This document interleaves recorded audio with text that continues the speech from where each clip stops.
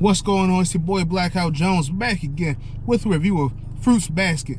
Let's get into it. See, it's a new environment, slightly different setup. My car's in the shop right now, so I'm in this whip today. Whose whip is it? The world may never know. You will never know. I may never know. It's like, no, but I'm on the road to 100 subs for the summer season. As per usual, make sure you like, comment, and subscribe down below. Trying to get these numbers up so we can get to that 100.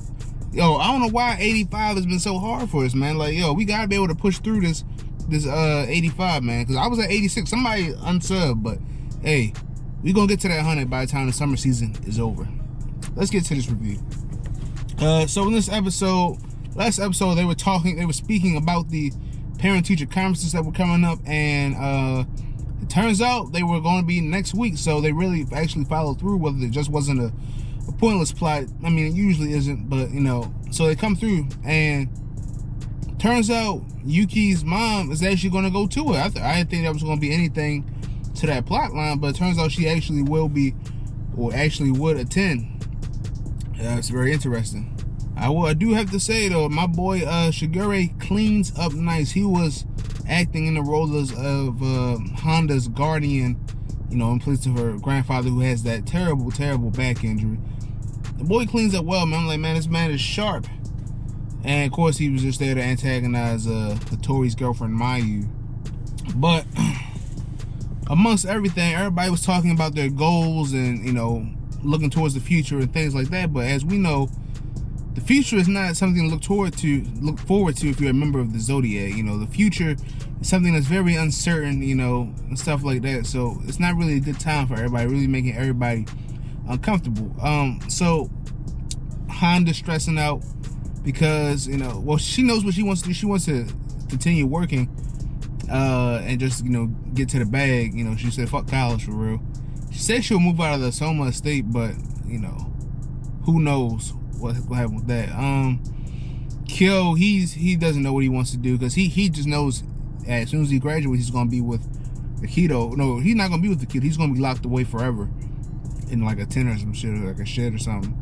So, and Yuki, we'll get to him later, but as you see, Honda was stressed out. Like, Honda, of course, she has her goals in mind, but Honda was also stressed out because she still has to break those that bond, that blood bond that Akito has over them, because she's still stressing out over that. And Kyo's stress comes from the fact that he wants to spend time with Honda, that he wants to be with her like for the rest of his life. You know, maybe not some romantic shit, but like maybe just some platonically. He wants to be with her because, you know, she makes him feel good. So those two are stressing out. Hey man, I might have to make a poll or something, man. All right, who's the worst parent, man? Kyo's father, blood father, or Yuki's mother? Because they're both terrible. Kyo's father might be worse because he actually really like abandoned Kyo and then said fuck him for real. Yuki's mom also abandoned him, but at least she kind of, you know, cares about his future a little bit. Kyo's father doesn't really give a fuck what could happen. He doesn't care if he live or dies, to be honest. He'll be happy if he never saw him again because he killed his mother, you know. So, but we see Yuki's mom in the flashback, and she's just, you know, he was reaching out to her saying he wants to go home. His toes were red for some reason. I guess I don't know why his toes were red in that flashback. Maybe somebody was banging on his feet or what have you, but obviously the man was not having a good time at Akito's. But you know, Akito must have like the blinders over her eyes or something, man. Like, she must not, people around them must not be able to see what's really going on, because all she kept saying was Akito, you know, loves you, you should be so happy. And it's just all around bad. Like, he was reaching out as a child, mom, please get me out of here, I want to go with you.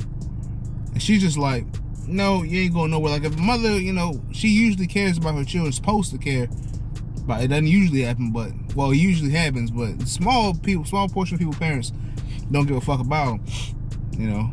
And she's very toxic, and, you know, you feel bad for the young Yuki because his mind is so fragile. You know, he has a strong mind. Like, he has a lot of will to keep trying, you know, because it's getting stronger, but it's generally a weak mind because he's, you know, he was scared to speak up. Now, he's finding his voice, putting on his big boy pants and stuff like that, and he's attempting to speak his mind and fill out his own role in the world. But before, he didn't have any outlook. He didn't have a future. He only had what was in front of him, which was a dark room, 4 walls, and shit like that. So the boy is growing, man. Like, they should change the name from Fruits Basket to damn Character Development Basket. Because it's just, this is some of the best character development I've seen, man. And these guys are getting better episode by episode. Hopefully they all find their way, In the older flashback, well, not the older, but a flashback when he was older, Yuki's mom called him a tool. He's been called a tool before. I wonder what he can do. I wonder what his ability is, because that's still yet to be revealed. Of course, they had to, like, a lot of long plays in the show. But, just going back to his mindset, it's why the support system he has around him is so important. The support system of not only, Honda being the #1 backer, Shigure, everybody plays into a role of his support system. Of course, he had the family members, but now, his student council is now a part of his brother. The student council is also now a part of his support system. Maybe not so much a support system, but more social ties to make his life seem more, worth living. You got some people around you that actually care about you, give a fuck about you a little bit, So that's pretty good.